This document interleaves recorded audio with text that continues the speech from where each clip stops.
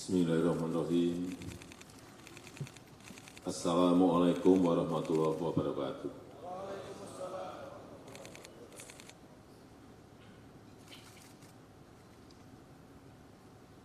Yang saya hormati Ketua Komisi Yudisial, para Menteri, Kapolri, para Kepala Staf Angkatan, para pejabat utama, Mabes Polri, seluruh Kapolda yang hadir, para penerima manfaat dari perizinan ini, Bapak Ibu, tamu undangan yang berbahagia.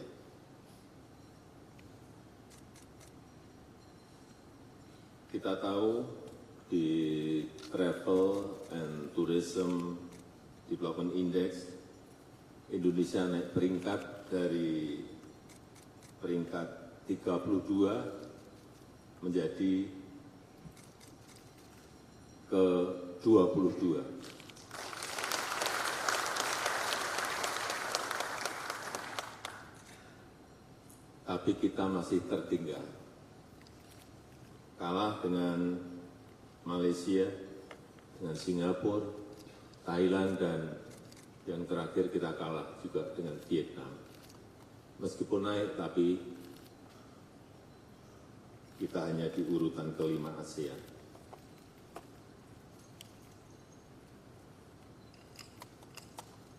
Obyek-obyek pariwisata di Indonesia memang kalau dibandingkan dengan negara yang tadi saya sampaikan, sebetulnya masih sangat bagus-bagus yang ada di Indonesia.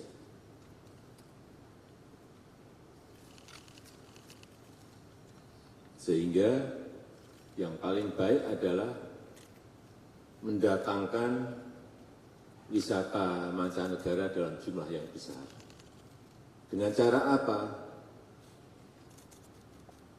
Dengan cara menyelenggarakan event-event internasional.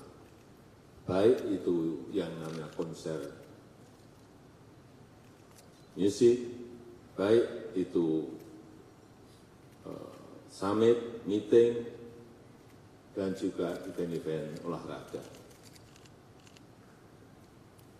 Kita tahu yang baru saja diselenggarakan Taylor Swift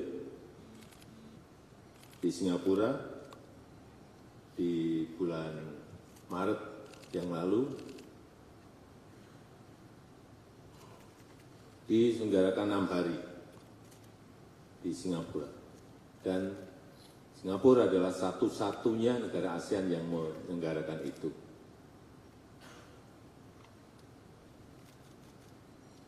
Yang nonton, saya kira lebih dari separuh itu orang Indonesia. Karena penggemar Taylor Swift, kalau kita lihat di Spotify, Indonesia itu 2,2 juta orang.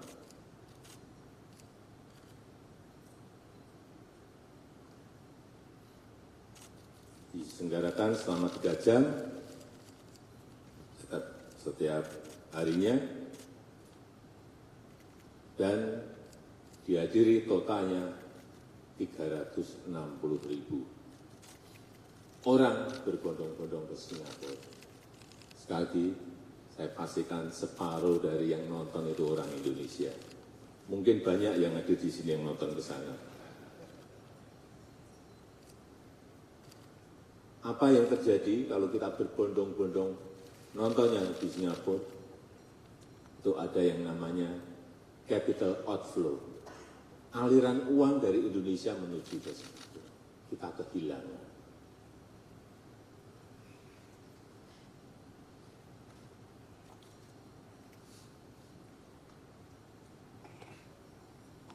Kehilangan uang bukan hanya untuk beli tiket, tapi kehilangan uang Indonesia untuk bayar hotel, untuk makan, untuk transport, dan lain-lainnya.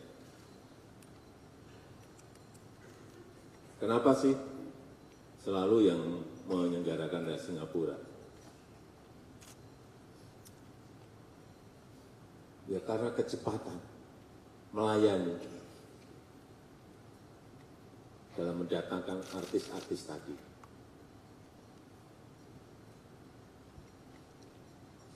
Dukungan pemerintah, baik itu kemudian akses, keamanan, dan lain-lainnya. Yang kedua, saya ingat konser Coldplay. Indonesia dapat, tapi hanya 1 hari. Hanya 1 hari. Singapura dapat 4 hari. Penuh, tambah lagi jadi 5 hari. Penuh, tambah lagi jadi 6 hari. Sekali lagi, yang nonton itu separuh adalah dari Indonesia. Saya pastikan lebih dari separuh dari Indonesia. Karena di sini tiketnya baru 20 menit saja sudah habis. Tapi mau nambah nggak bisa. Kenapa? Saya tanya ke penyelenggara, karena memang urusan perizinan kita ruwet.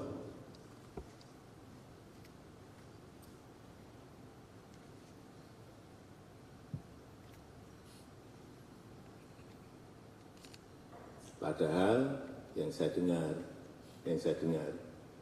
kualitas suara sound system waktu Coldplay itu di GBK dengan yang di sana itu bagus yang di sini. Ini yang harus kita tepuk tangan. Tapi hanya dapat sehari. Inilah yang harus kita selesaikan. Yang ketiga, Piala Dunia tahun 22 di Qatar. Itu bisa membangkitkan pertumbuhan ekonomi di Qatar dari yang tahun sebelumnya hanya 1,5%, melompat menjadi 4,3% pada saat penyelenggaraan. Dan Qatar berani mengeluarkan uang untuk event itu 220 billion US dollar. Itu kalau dirupiahkan 3.600 triliun. Di atas APBN kita setahun. Kenapa dia berani mengeluarkan itu, uang sebanyak itu? Ya karena pasti returnnya lebih besar dari ini. Keuntungannya pasti lebih besar dari ini. Dan saat pembukaan, jumlah yang nonton 60.000 yang datang ke sana, tapi yang nonton lewat TV lebih dari 3 juta. Itu sudah keuntungan promosi sebuah negara. Sekarang kita masuk ke Indonesia. Kita punya event-event yang besar. Meeting misalnya. Yang baru saja World Water Forum itu dikunjungi oleh peserta itu lebih dari 50.000. Kemudian waktu sebelumnya juga World Bank and IMF annual meeting untuk yang datang ke Indonesia kurang lebih 30.000 peserta. G20 yang datang 21.000.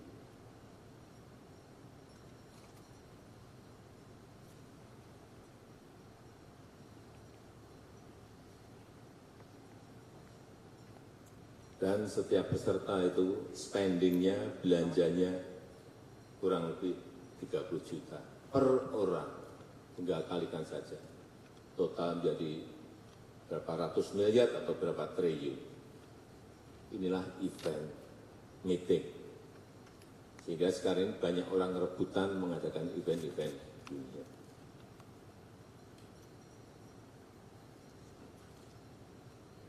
Juga event-event nasional kita, lokal kita. Satu nonton, sering sekali nonton. Slang pernah, bukan pernah, nggak tahu berapa kali. Dewa pernah,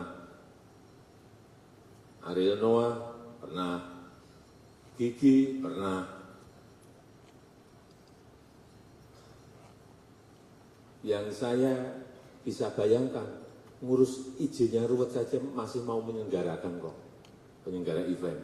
Apalagi kalau sekarang dipercepat. Gitu. Saya berikan contoh aja MotoGP di Mandalika. Saya cek ke panitia. Ini efeknya luar biasa. Dampak ekonominya 4,3 triliun. Bisa menyerap, melibatkan tenaga kerja itu 8.000. UMKM yang terlibat kurang lebih 1.000. Tapi begitu saya tanya, bagaimana mengenai perizinan, lemes saya. Ternyata ada 13 izin yang harus diurus. Tapi namanya bukan perizinan, namanya surat rekomendasi. Sebetulnya sama saja, perizinan itu hanya diganti nama aja, dihaluskan menjadi surat rekomendasi. Ada yang namanya surat pemberitahuan, tapi namanya itu izin.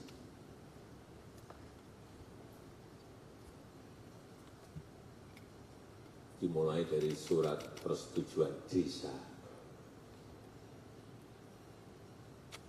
surat rekomendasi dari IMI NTB, surat rekomendasi dari IMI Pusat, surat rekomendasi dari Polsek, surat rekomendasi dari Polres ke atas lagi, surat rekomendasi dari Polda NTB, dan surat rekomendasi dari Mabes Polri.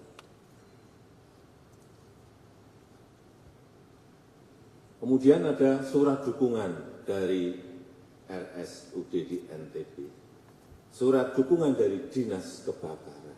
Harus punya ini, kalau enggak izin-izin tadi enggak keluar. Surat pemberitahuan ke Bea Cukai karena mendatangkan barang-barang dari luar. Surat pemberitahuan ke KEK NTB, surat pemberitahuan ke INSW, ini urusan Bea Cukai. Kalau saya jadi penyelenggara event itu, lemes dulu sebelum bertanding eventnya. Mungkin masih ada tambahan lagi ini, izin yang sudah saya sebut lagi mungkin ada tambahan lagi. Atau mungkin duit saya sudah habis dulu sebelum eventnya terjadi.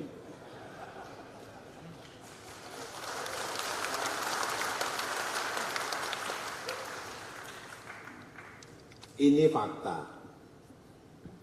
Karena saya tanya langsung, problemnya apa sih? Ini sama dengan konser musik, dengan event-event olahraga lainnya, nggak akan mungkin jauh dari yang tadi saya sebutkan tadi. Betapa sangat beratnya menjadi penyelenggara event di Indonesia. Padahal event di Indonesia itu setiap tahun, sekarang sebelum pandemi itu ada 4.000 event kurang lebih. Sekarang 3.700 event. Jadi sekali lagi, ini sudah saya kejar-kejar lama. Saya sangat mengapresiasi, sangat menghargai. Sekarang sudah ada OSS untuk penyelenggaraan event. Tapi juga akan saya ikuti terus, akan saya cek terus. Karena yang terjadi dulu pernah di sebuah kementerian sudah dibuat OSS. Tapi karena nggak pernah dicek, nggak pernah dikontrol, sistemnya dimatikan. Artinya apa? Manual lagi. Artinya ketemu lagi. Dan akhirnya ditangkap oleh KPK. Ya, saat itu langsung ditangkap oleh KPK. Saya datang, karena saya datang ke sana.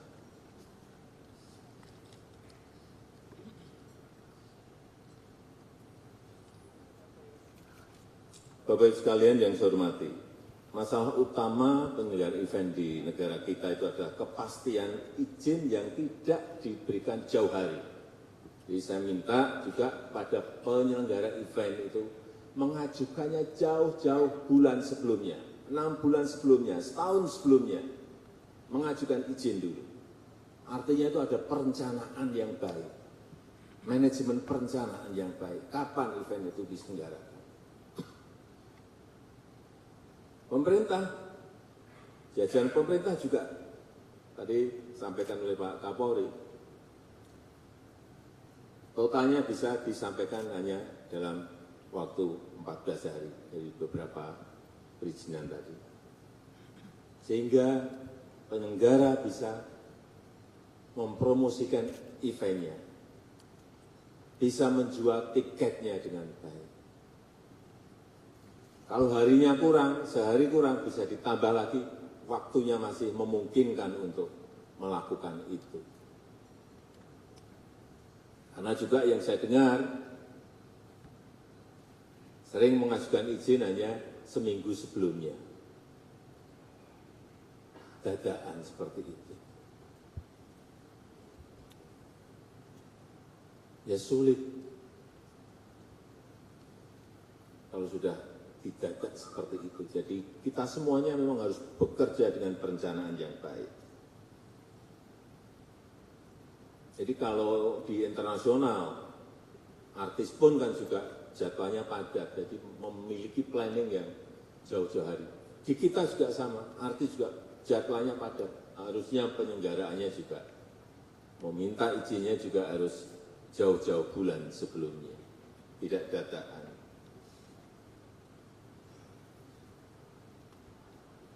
Dan bahkan di negara kita ini masih sudah izinnya keluar saja masih dibatalkan kok. Kejadian itu saya enggak sekali dua kali mendapatkan keluhan itu. Sudah keluar izin saja bisa dibatalkan. Saya enggak tahu karena apa. Alasan karena keamanan. Ya keamanan itu sebenarnya tugasnya aparat kepolisian untuk menyelesaikan agar menjadi dari yang tidak aman menjadi aman.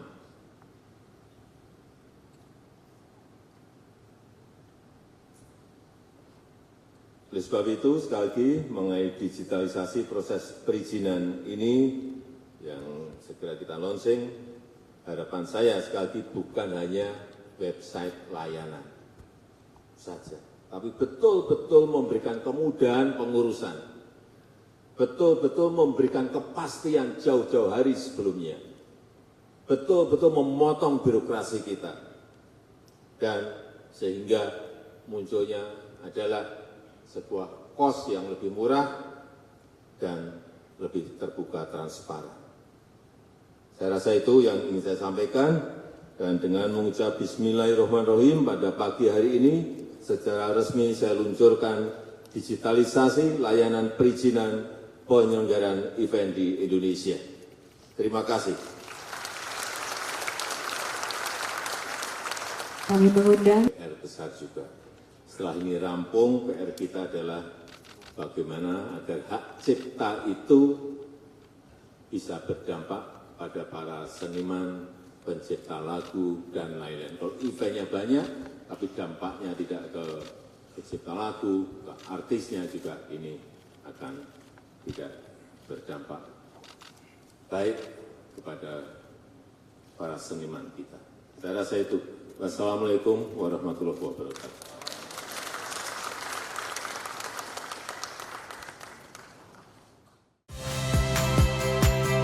Saya Magister Tarigan. Saksikan program-program Kompas TV melalui siaran digital, pay TV, dan media streaming lainnya. Kompas TV, independen, terpercaya.